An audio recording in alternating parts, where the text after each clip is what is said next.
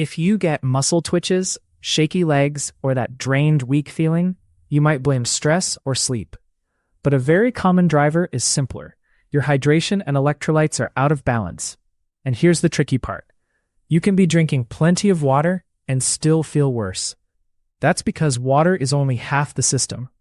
Electrolytes like sodium, potassium, magnesium, and calcium help your nerves fire and your muscles relax on cue.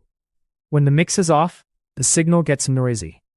You can feel fluttery eyelids, calf twitches, cramps, lightheadedness, or sudden fatigue. In this breakdown, you'll learn 7 hydration and electrolyte mistakes that quietly push people toward twitching and weakness. For each one, you'll get a practical way to think about it, without hype and without complicated math. The goal is simple: help you spot the pattern that fits you and know what to adjust safely. Moving to slide 2. Mistake number 1 is the most common: drinking a lot of plain water, fast, without replacing sodium.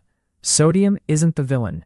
It's a key electrolyte that helps you hold onto fluid in the right places, including your bloodstream. If you chug water after sweating, long walks, heat exposure, or big workouts, you can dilute sodium. That can leave you feeling washed out, headachy, weak, or oddly twitchy. The risk is higher if you also eat very low salt, or you avoid salty foods across the board. This doesn't mean you should megadose salt.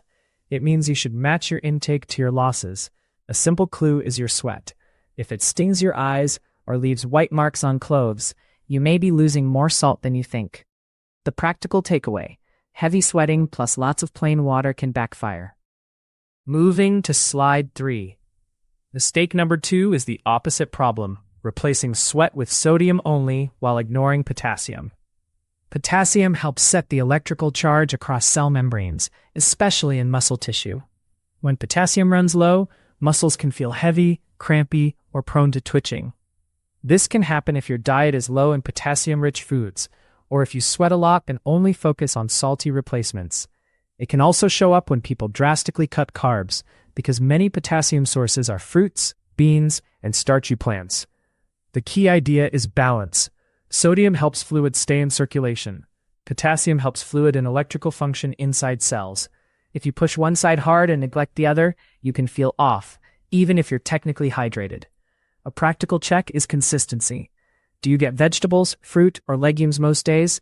If not, potassium may be part of your puzzle. Moving to slide 4. Mistake number 3 is assuming magnesium is optional. Magnesium helps muscles relax after they contract, and it supports normal nerve signaling. When magnesium intake is low, people often describe tight calves, eyelid twitching, restless legs, or a wired but tired feeling. Low magnesium is common because many diets are low in nuts, seeds, legumes, and leafy greens. And magnesium can be depleted faster with heavy sweating, high stress, or a lot of caffeine. The tricky part is that symptoms overlap with dehydration and low sodium, so people keep drinking water and wonder why nothing changes. A practical approach is to look at patterns. Do twitches show up more at night? Do they show up when you're stressed and underslept? That doesn't prove magnesium is the cause, but it's a useful clue. The core takeaway: magnesium is a relaxation mineral, and low intake can make muscles feel jumpy. Moving to slide 5. Mistake number 4 is missing calcium's role. Calcium isn't just about bones. It's directly involved in muscle contraction and nerve transmission. If calcium intake is low for a long time, or if vitamin D status is poor, you may be more prone to tingling, cramps, or muscle irritability. Another twist is that calcium balance is connected to magnesium. They work like partners. One helps contraction, the other helps relaxation. When one is low, the whole system can feel unstable. This is especially relevant if you avoid dairy and also don't regularly eat calcium-fortified alternatives, canned fish with bones, or certain greens. The practical takeaway is not to chase a single mineral. It's to make sure your baseline intake is solid. If twitching comes with frequent cramps, or you notice tingling around the mouth or fingers, it's worth considering calcium as part of the broader electrolyte picture. Moving to slide 6. Mistake number 5 is relying on thirst as your only guide. Thirst is useful, but it's delayed. You can already be mildly dehydrated before you feel it strongly. And some people, especially during focused work, travel, or long workouts, simply ignore it. Mild dehydration can concentrate electrolytes in the short term, but it also reduces blood volume. That can contribute to fatigue, faster heart rate with activity, and that weak and shaky feeling. It can also make muscles more sensitive and cramp-prone. A better approach is using a few simple signals together. Check urine color across the day, not just once. Notice if you get a dry mouth, headaches, or sudden drops in performance. And pay attention to your environment. Heat and altitude increase losses. The takeaway: thirst is one signal, not the whole dashboard. Moving to slide 7. Mistake number 6 is overusing diuretics without accounting for it. A diuretic is anything that increases urine output. Caffeine can do this for some people, especially in higher doses or if you're not used to it. Alcohol is another common one. The issue isn't that you must avoid them, it's that they can quietly shift your fluid and electrolyte needs. If you have coffee, then train, then sweat, then drink mostly plain water, you can end up in a weird middle zone, peeing more, losing minerals, and never fully rebalancing. That's when people describe trembly hands, leg fatigue, or random twitches. The practical fix is awareness and timing. If you know caffeine makes you urinate more, pair it with extra fluids and normal meals, not just water. And if alcohol is involved, prioritize rehydration and electrolytes afterward. The takeaway: diuretics change the math, even if you feel fine in the moment. Moving to slide 8. Mistake number 7 is going very low carb without planning electrolytes. When you reduce carbs sharply, insulin drops. That can increase sodium and water excretion through the kidneys, especially early on. Many people interpret the quick weight drop as fat loss, but a lot of it is water. Along with that water, you can lose sodium and indirectly shift potassium and magnesium balance. The result can be weakness, lightheadedness when standing, exercise intolerance, and muscle twitching. This doesn't mean low carb is wrong. It means the transition changes your electrolyte needs. The practical approach is to avoid the extremes. Don't combine strict low carb with strict low salt and high sweating. Make sure meals contain adequate sodium and keep potassium and magnesium sources consistent.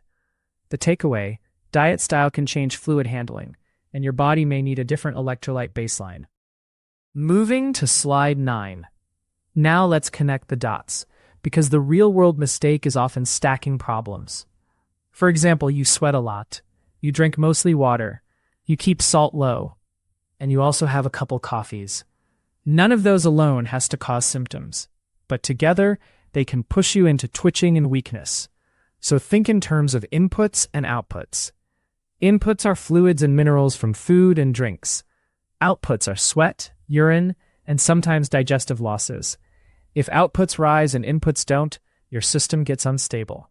A simple way to troubleshoot is to change one variable at a time for a week. Keep training the same. Keep sleep as consistent as possible. Then adjust either sodium with meals, or add potassium-rich foods, or improve magnesium intake. If you change everything at once, you won't know what helped. The takeaway: electrolyte issues are often a pattern problem, not a single magic fix. Moving to slide 10. Here are a few fast self-checks that are practical and reasonably reliable.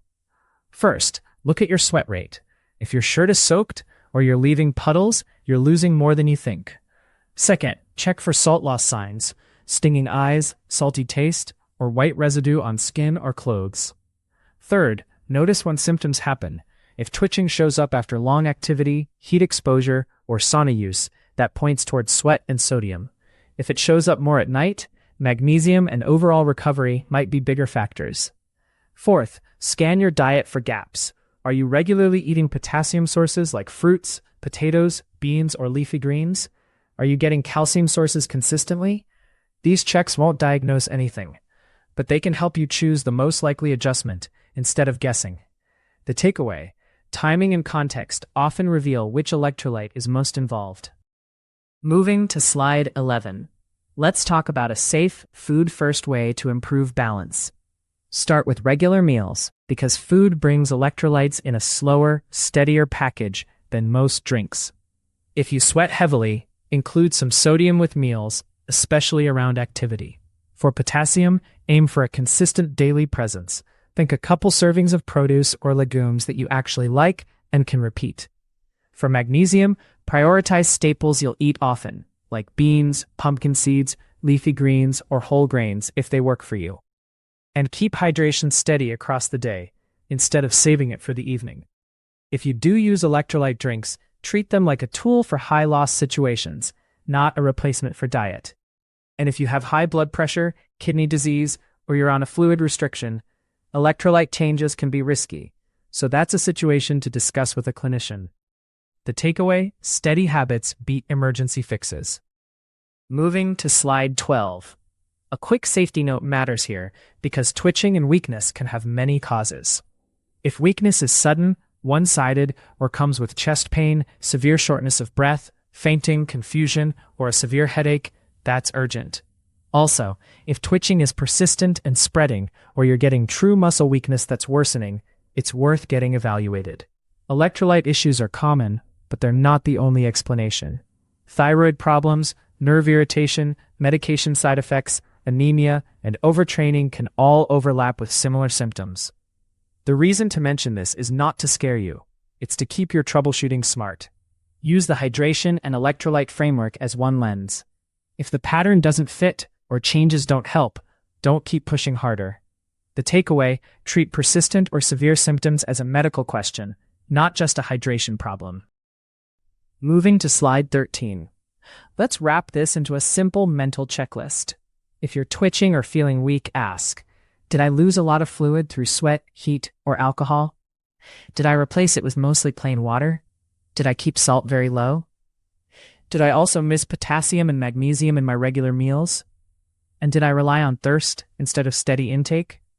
When you answer those questions honestly, the likely mistake usually becomes obvious.